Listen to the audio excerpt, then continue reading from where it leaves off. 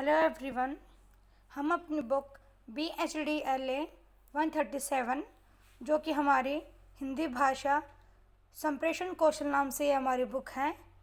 आज हम इसकी इकाई नंबर 7 जिसका क्या नाम है, पत्र लेखन औपचारिक। आज हम इसको पढ़ेंगे जिसमें कि हम औपचारिक पत्र के बारे में पढ़ेंगे, बट थोड़ा बहुत हम अनौपचारिक पत्र के बारे में भी देखेंगे कि क्या होते हैं औपचारिक पत्र या अनौपचारिक पत्र क्या होते हैं। सबसे पहले हम देखते हैं पत्र क्या होता है या पत्र लेखन क्या होता है। पत्र लेखन एक ऐसी कला है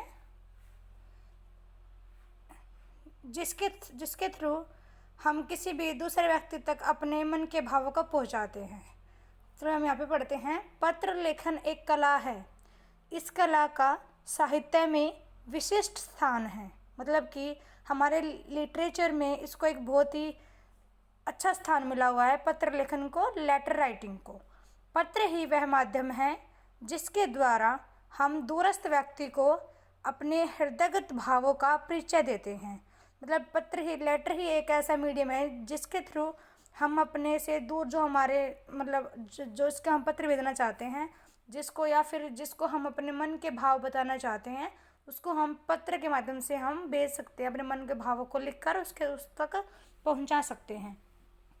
अब हम आगे देखते हैं औपचारिक पत्र। औपचारिक पत्र का क्या अर्थ होता है, देखते हैं। सरकारी या कार्यालय स्तर पर वे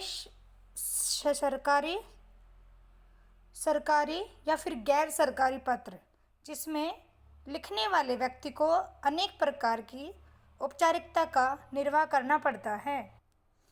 कहने का मतलब क्या है कि जो औपचारिक पत्र होते हैं उनको हम सरकारी पत्र या कार्यालय स्तर के पत्र, सरकारी पत्र या गैर सरकारी पत्र बोलते हैं, जिसके अंतर्गत लिखने वाले को बहुत सारी फॉर्मेलिटीज़ का पालन करना होता है। मतलब कि बहुत सारे उसको औपचारिकता का पालन करना होता है। औपचारिक पत्र में एक प्रकार की व्यवस्था होती है, मतलब एक पूरा पैटर्न होता है कि हमको किस तरीके से लिखना है, कैसे क्या करना है। मतलब पूरा एक सेट होता है जो पहले ही बना दिया जाता है औपचारिक पत्र का। या फिर अनौपचारिक, यदि हम बात करते हैं अनौपचारिक पत्र की, तो उसमें भी ऐसे ही होता है, पूरा सेटअप होता है, पूरा सेट होता है कि कैसे लिखना है, क्या इसका ढांचा रहेगा।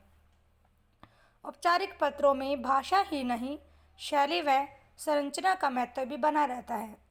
मतलब कि हम सिर्फ भाषा को ही नहीं देखेंगे, इसके अलावा हम उसकी शैली और संरचना, मतलब हम उसके ढांचे को भी देखेंगे कि कैसे क्या करना है। मतलब ये सारा हम देखेंगे। यदि हम देखें तो सबसे पहले हम एक बार एक औपचारिक पत्र का हम एग्जाम्पल देखते हैं। ये देखिए, ये है औपचारिक पत्र का प्रारूप, कि प्रारूप क्या होता है, क्या उसका ढांचा होता है औपचारिक पत्र का, ये सब देखते हैं। जैसे कि इसमें प्रार्थना पत्र है, अपने प्रधानाचार्य को लिख रहे हैं, कोई लिख रहा है कोई। जैसे कि सबसे पहले इसमें क्या लिखा जाता है, लिखेंगे ऊपर प्रधानाचार्य है। सबसे पहले इसमें तो जिसको हम लिख रहे हैं, हम पहले सबसे पहले हम उसको संबोधन देंगे। उसके बाद विद्यालय का नाम और पता। उसके बाद विषय, कि कारण क्या है, हम किस वजह से पत्र लिख रहे हैं, पत्र लिखने का कारण क्या है। उसके बाद संबोधन देंगे, माननीय महोदय। उसके बाद हम पहला अनुच्छेद लिखेंगे, जिसके अंतर्गत पहला अनुच्छेद मतलब क्या, कि जैसे लिखते हैं ऐसे निवेदन यह है कि मैं इस वाली क्लास में पढ़ता हूँ, आपके स्कूल का मैं छात्र हूँ। मतलब यहाँ से स्टार्टिंग होती है, जैसे कि प्रार्थना पत्र की। इसके अलावा जो दूसरा अनुच्छेद होता है उसमें वो अपने लेटर को एक सार दे देते हैं, एंडिंग पॉइंट होता है ये, जिसमें लास्ट में लिखा जाता है कि इसके लिए मैं आपका सदा आभारी रहूँगा या आपकी अति कृपा होगी। इस टाइप से हम लिखते हैं। और इसके बाद लास्ट में क्या आता है, लिखते हैं हम आपका आज्ञाकारी शिष्य या फिर शिष्या, जो भी लिख रहे हैं। उसके बाद क ख ग, मतलब कि यहाँ पे नाम लिखते हैं, कक्षा और दिनांक। मतलब ये पूरा एक फॉर्मेट है औपचारिक पत्र का, या औपचारिक कह सकते हैं कि ये एक औपचारिक पत्र का प्रारूप है, उसका ढांचा है कि किस तरीके से क्या लिखना है। ये पूरा सेट होता है, इसके अकॉर्डिंग ही हमको लिखना पड़ता है। आगे देखते हैं हम औपचारिक पत्रों के प्रकार, कि औपचारिक पत्रों के कौन कौन से प्रकार होते हैं, ये देखते हैं हम अभी। आवेदन पत्र, शुल्क मुक्ति के लिए प्रार्थना पत्र, किसी प्रकार की सामग्री मंगाने के लिए पत्र, संपादक के नाम पत्र, शिकायती पत्र, व्यावसायिक पत्र, निमंत्रण पत्र, बधाई पत्र, संवेदना पत्र, सरकारी पत्र या अर्ध सरकारी पत्र। मतलब ये सब क्या हैं? ये सब औपचारिक पत्रों के प्रकार हैं जिनको हम एक एक करके पढ़ेंगे। सबसे पहले हम यहाँ बात करते हैं संपादक के नाम पत्र। किसी भी सार्वजनिक समस्या के समाधान के लिए, मतलब कोई भी एक ऐसी प्रॉब्लम है जो सबकी है हमारे समाज में, या जिस समाज से हम बिलोंग करते हैं उस रिलेटेड ये कोई एक प्रॉब्लम है, या सरकार का ध्यान आकर्षित करने के लिए संपादक के नाम पत्र लिखा जाता है। संपादक उस पत्र की सामग्री और समस्या की गंभीरता से प्रभावित होकर अपने अखबार में उसे स्थान दे देता है। इस पत्र का ढांचा सामान्यतः औपचारिक पत्र जैसा होता है। मतलब कि यदि कोई एक मतलब एक लोकेलिटी है, उसको कोई प्रॉब्लम है, तो वो उस प्रॉब्लम को लेटर के थ्रू लिख के संपादक के नाम भेज देते हैं कि प्लीज़ आप हमारी प्रॉब्लम को अपने समाचार पत्र में छापिए, और जिससे कि सबको इस समस्या के बारे में पता चलेगा और हमको इस समस्या का सॉल्यूशन मिल जाएगा। तो इस टाइप से होता है संपादक पत्र, जो कि किसी भी संपादक के नाम लिखा जाता है। किसी भी जो मतलब समाचार पत्र का जो हेड होता है उसको लिखा जाता है। एक बार हम इसका संपादक पत्र का हम एक एग्जाम्पल देख लेते हैं। जैसे ये रहा, देखो, संपादक के नाम पत्र, जिसमें हम अभी देखते हैं क्या क्या कुछ फॉर्मेट होता है। ये संपादक के नाम पत्र है, जिसमें सबसे पहले पता, स्थान, दिनांक लिखेंगे। उसके बाद सेवा में संपादक, मतलब सेवा में संपादक लिखेंगे। फिर मतलब जगह का नाम, मतलब पहले टाउन का, मतलब हिंदुस्तान ये वहाँ पे उसका समाचार पत्र का नाम है, और ये जगह का नाम है नई दिल्ली आ गई जैसे। फिर हम देखेंगे प्रिय महोदय। मैं आपके लोकप्रिय, जैसे कि यहाँ से फर्स्ट अनुच्छेद, मतलब पहला अनुच्छेद स्टार्ट हो रहा है, फर्स्ट स्टैंजा स्टार्ट हो रहा है।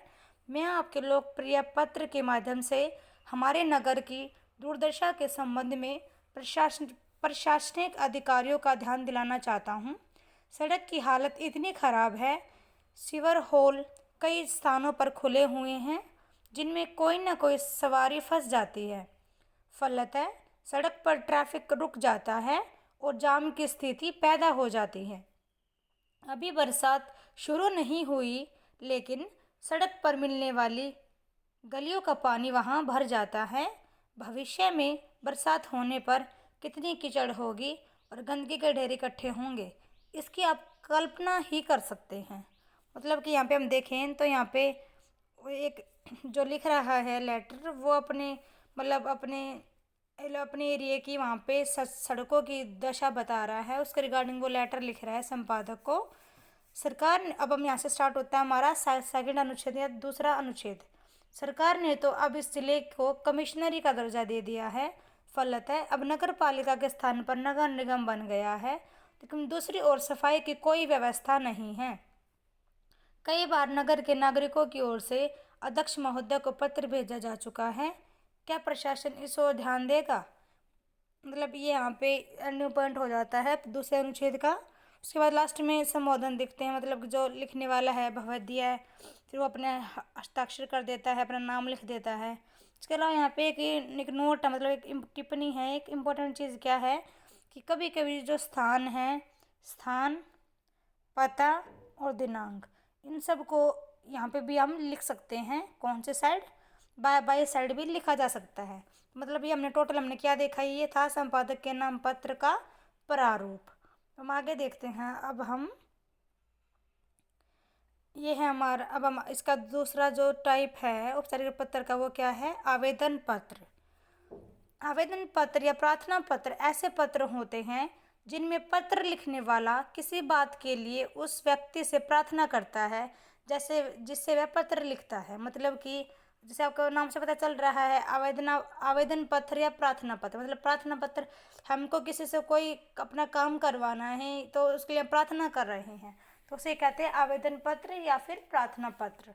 जैसे कि इस एग्जाम्पल लिखते हैं हम इसके, किसी पद की प्राप्ति के लिए पत्र भेजना, अवकाश के लिए प्रार्थना पत्र, आर्थिक सहायता प्राप्त करने के लिए और शुल्क मुक्ति के लिए। मतलब ये सब किसके एग्जाम्पल हो गए? ये सब हो गए आवेदन पत्र के, फिर प्रार्थना पत्र के। ये सब तो मतलब ये वाला टॉपिक तो इजी होता है, हमने बहुत सारे लिखे भी हैं स्कूल लाइफ में, ये वाले सारे इस टाइप के पत्र, तो ये बहुत ईजी होता है। सेकेंड हम देखते हैं, मतलब थर्ड है ये हमारा व्यावसायिक पत्र क्या होता है। एक व्यावसायिक संस्था या फिर संगठन का प्रस्ति प्रतिष्ठान का दूसरे उद्योग समूह के साथ जिस प्रकार के पत्रों का आदान प्रदान होता है वे ही व्यावसायिक पत्र कहे जाते हैं। मतलब कहने का मतलब क्या है कि जब कोई भी एक मतलब कंपनी है वो दूसरी कंपनी को कुछ उसे मंगवाना चाहती है या कुछ उसे सामान का आदान प्रदान करना चाहती है तो वो व्यावसायिक पत्र लिखते हैं। जैसे सामान्यतः निम्न कार्यों के लिए व्यावसायिक पत्र लिखे जाते हैं। तो फर्स्ट क्या है, मूल्य या भाव जानने के लिए, मूल्य व सामग्री सूची मंगवाने के लिए, भुगतान करने के लिए आदि। मतलब बहुत सारे रीजंस होते हैं कि एक जो संस्था है वो दूसरी कंपनी को भेजती है लेटर्स लिख के इसके थ्रू कि इतना माल आ गया है या इतना इतना रह गया है, ये हमारी लिस्ट है या मतलब ये सब कुछ सारा ये व्यावसायिक पत्र होता है जो एक कंपनी दूसरे को भेजती है, फिर दूसरी कंपनी उसका उत्तर अपने पत्र के माध्यम से दूसरी कंपनी को भेजती है। मतलब ये सब व्यावसायिक पत्र होते हैं। तो अब हम यहाँ पे एक एग्जांपल देखते हैं व्यावसायिक पत्र का। ये रहा, ये है व्यावसायिक पत्र का एक नमूना या फिर उसका एक उदाहरण। सबसे पहले इसमें क्या लिखा जाता है, प्रेषक का नाम, उसके बाद दिनांक, फिर पत्र प्राप्त प्राप्त का मतलब पत्र को प्राप्त करने वाले का पदनाम और पता, विषय पत्र लिखने का कारण क्या है, विषय लिखेंगे कि रीज़न क्या है किस लिए पत्र लिखा जा रहा है।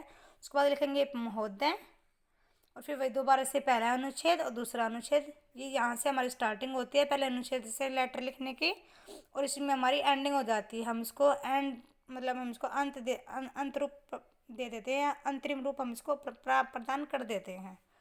लास्ट में लिखा जाता है भविध्य और आपका नाम, ये आपका नाम क्या है और मतलब भविध्य तो संबोधन हो जाता है। तो मतलब हमने ये देखा, ये था पूरा व्यावसायिक पत्र का एक प्रारूप।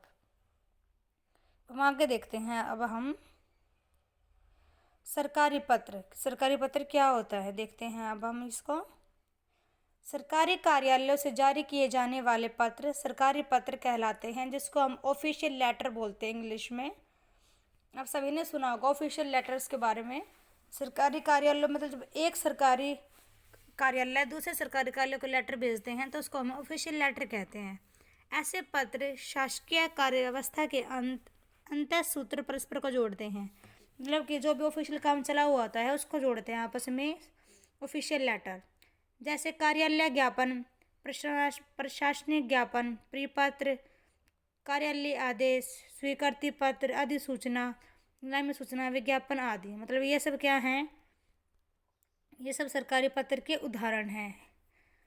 इन पत्रों का आदान प्रदान सामान्यतः केंद्र एवं प्रांतीय सरकारों, दूतावासों, अंतर्राष्ट्रीय संगठनों तथा विभिन्न स्वदेश स्थित मंत्रालयों के साथ होता है। मतलब एक डिपार्टमेंट दूसरे डिपार्टमेंट के साथ कर सकता है, एक देश दूसरे देश के साथ कर सकता है, एक विभाग दूसरे विभाग के साथ कर सकता है। तो ये सब क्या होते हैं, ये सब होते हैं ऑफिशियल लेटर, सरकारी पत्र। तो अब हम एक यहाँ पे सरकारी पत्र का हम प्रारूप लिखते हैं। ये रहा, देखेंगे जैसे यहाँ अभी हम इसको, जैसे कि भारत सरकार स्वास्थ्य एवं परिवार कल्याण मंत्रालय, मतलब कि जो लेटर को भेज रहा है उसके रिगार्डिंग लिखा जाता है। पहले यहाँ पे लिखेंगे पत्र संख्या की, पत्र का नंबर क्या है लेटर लिखने का, ये उसके बाद प्रेषक, सचिव, स्वास्थ्य एवं परिवार कल्याण मंत्रालय, भारत सरकार, नई दिल्ली। मतलब यहाँ पे मंत्रालय से एक मंत्रालय दूसरे मंत्रालय को भेज रहा है तो इसीलिए वहाँ पे मंत्रालय का नाम लिखा गया है, ये भारत सरकार का मंत्रालय है और नई दिल्ली में है। उसके बाद लिखेंगे दिनांक कि दिनांक क्या है, सेवा में, उसके बाद से स्टार्ट होता है सेवा में संचालक, बाढ़ पीड़ित जन सेवा समिति, मतलब कि एक बाढ़ पीड़ित जन सेवा समिति है जो ये लेटर भारत सरकार को स्वास्थ्य एवं कल्याण मंत्रालय को भेज रही हैं। ये एक समिति है, वो कहाँ की समिति है, असम की समिति है जो कि इस लेटर को भेज रही है भारत के सरकार के स्वास्थ्य एवं परिवार कल्याण मंत्रालय के पास। विषय क्या है इस लेटर लिखने का, बाढ़ पीड़ितों के लिए औषधियाँ, कि बाढ़ पीड़ितों के लिए दवाइयाँ भेजें या औषधियाँ भेजें। आगे क्या है, महोदय, आपके पत्र क्रमांक, जिसमें तो कुछ भी हो सकता है, यहाँ पे दिनांक भी या कुछ भी डाल सकते हैं, के संबंध में मुझे यह कहने का निर्देश हुआ है कि केंद्रीय स्वास्थ्य मंत्रालय को सहायता रूप में प्राप्त विदेशी दवाइयाँ असम सरकार के पास सीधे बाढ़ पीड़ितों को बांटने के लिए भेज दी गई हैं, अतः इस संबंध में आप सीधे अपने राज्य सरकार से संपर्क स्थापित करें। निस्वार्थ सेवा के लिए धन्यवाद। मतलब कि वो कह रहे हैं कि हमने दवाइयाँ भेज दी हैं और आप उसके लिए आप असम सरकार से बात कर लीजिए, हमारी तरफ से जा चुकी हैं। तो ये उसको एक सूचना दे रहे हैं, ये एक ऑफिशियल लेटर है। लास्ट में क्या है, भविद्य सचिव, जो सचिव जिसने लिखा है भारत सरकार। तो कि ये लेटर है, किसका रूप है, ये सरकारी लेटर का एक रूप है जो ये हमने अभी देखा। हम आगे देखते हैं अब हम अनौपचारिक पत्र। थोड़ा बहुत हम यहाँ पे अनौपचारिक पत्र के बारे में देख लेते हैं हम। अनौपचारिक पत्र क्या होते हैं, जिनसे हमारा व्यक्तिगत संबंध होता है उनके साथ अनौपचारिक पत्राचार किया जाता है। इसलिए इन पत्रों में व्यक्तिगत सुख दुख का विवरण होता है। मतलब कि जिनको हम पर्सनली जानते हैं, जैसे हमारे रिलेटिव्स, हमारे फ्रेंड्स, तो उनके साथ जो जो भी हम पत्रों का हम आदान प्रदान करते हैं या जो भी हम पत्राचार करते हैं, वो सब हमारा क्या कहलाता है, अनौपचारिक पत्र। मतलब इस वाले पत्र के अकॉर्डिंग मतलब हम अपने सुख दुख का विवरण हम इसमें कर सकते हैं कि हाँ भी हम ठीक हैं, क्या तुम ठीक हो, इस तरह से मतलब हम पूछ सकते हैं इसमें। जैसे फर्स्ट है निमंत्रण पत्र। विवाह, जन्मदिन, गृह प्रवेश, उद्घाटन, पाठ, जागरण आदि अनेक मांगलिक कार्यक्रमों पर हम अपने प्रियजनों व मित्रों को आमंत्रित करने के लिए पत्र लिखते हैं। ये पत्र व्यक्तिगत भी होते हैं और सामाजिक भी। मतलब कि ये नहीं कि मतलब हमने एक लेटर भेजा सिर्फ एक के लिए नहीं, जैसे कि कोई संस्था है, कोई सोसाइटी, तो हम उसको भी एक लेटर लिख के भेज सकते हैं, निमंत्रण पत्र, कि भाई आप सभी आना। जैसे लिखते हैं फुल फैमिली, तो मतलब वो एक को नहीं, वो पर्सनली किसी को नहीं बुला रहा, वो पूरे फैमिली को बुला रहा है, मतलब व्यक्तिगत नहीं है, वो सामाजिक भी है। सेकंड क्या है, बधाई पत्र। अपने मित्र, प्रियजनों व संबंधी को किसी खुशी या सफलता पर बधाई पत्र लिखे जाते हैं। ये बहुत ईजी है, इसको आप एक बार समझ लोगे तो आपको समझ में आ जाएगा आराम से। आगे है संवेदना पत्र। कि संवेदना पत्र क्या होते हैं, अपने मित्र, संबंधियों व प्रियजनों को अचानक होने वाली किसी हानि पर हम जो पत्र लिखते हैं वो पत्र संवेदना पत्र कहलाते हैं। मतलब हम किसी को सहानुभूति देते हैं कि मतलब किसी की डेथ हो जाती है तो उसका रिगार्डिंग हम उसको संवेदना पत्र लिख के भेजते हैं। इसी में हम एक लास्ट टॉपिक है अर्ध सरकारी पत्र। क्या होता है देखते हैं अब हम इसको। अर्ध सरकारी पत्र सरकारी अधिकारियों के परस्पर पत्र व्यवहार या सूचनाएं मांगने अथवा भेजने के लिए लिखे जाते हैं। तो जो अर्ध सरकारी पत्र होते हैं वो सूचनाएं मंगवाने या सूचना भेजने के लिए यूज़ किए जाते हैं। अर्ध सरकारी पत्र का प्रयोग तब किया जाता है जब किसी अधीनस्थ कार्यालय से अपेक्षित सूचना तत्काल मंगवानी हो। मतलब कि जब हमें जल्दी मतलब कम टाइम ड्यूरेशन में हमको आंसर चाहिए होता है, जब हम अर्ध सरकारी पत्र का यूज़ करते हैं। या कई अनुस्मारकों के बाद भी उत्तर प्राप्त नहीं हो रहा है। मतलब कि बार बार कोई किसी को लेटर भेज रहा है कि भाई हमको इसका आंसर चाहिए बट नहीं मिल रहा है, तो उसके लिए हम अर्ध सरकारी पत्र का यूज़ करते हैं। इसका हम एग्जाम्पल देखते हैं हम इसका एक अभी। ये रहा देखिए अर्ध सरकारी पत्र का उदाहरण। जैसे कि यहाँ पे लिख रखा है ऐसा पे, मतलब कुछ भी यहाँ पे जो डाल सकते हैं, नंबर डालते हैं। सबसे पहले हम यहाँ पे शायद से ये इसको बोलते हैं हम डायरी नंबर। का खागा उप सचिव, मतलब कौन से डिपार्टमेंट का है, उप सचिव है, सचिव, वो डालेंगे। भारत सरकार का मंत्रालय कौन सा है और विभाग कौन सा है, और ये नई दिल्ली, और ये दिनांक। मतलब ये यहाँ फॉर्मेट होता है इसका सरकारी पत्र का। लिखते हैं सेवा में जिसको भेज रहे हैं उसका यहाँ पे नाम लिखते हैं हम। इस विभाग के समसंख्यक पत्र दिनांक, मतलब इस दिनांक के द्वारा आपके कार्यालय से जो आवश्यक सूचनाएं मांगी गई थी वे अभी तक प्राप्त नहीं हुई हैं। मांगी हुई सूचनाओं के अभाव के कारण निर्णय लेने में कठिनाई हो रही है। मेरा आपसे अनुरोध है कि आप इस मामले में व्यक्तिगत रुचि लेकर अपेक्षित सूचनाओं को यथाशीघ्र भिजवाने की कृपा करें। साभार आपका, मतलब जो भी नाम हो लास्ट में वो लिख देते हैं। मतलब ये एक अर्ध सरकारी पत्र का प्रारूप है, इसका एक उदाहरण है। इसमें बताया गया है कि कैसे उसका फॉर्मेट होता है, क्या कुछ होता है। ये वाले चैप्टर का ये लास्ट टॉपिक था। मतलब इस प्रकार हमने इस चैप्टर को पढ़ा, इकाई नंबर 7 को, जो जिसका क्या नाम था, पत्र लेखन, जिसके अंदर हमने औपचारिक पत्र की बात की। और हमने इसके अलावा थोड़ा बहुत हमने इसमें अनौपचारिक पत्र को भी देखा कि कौन कौन सा किसके अंतर्गत आता है। Thank you everyone.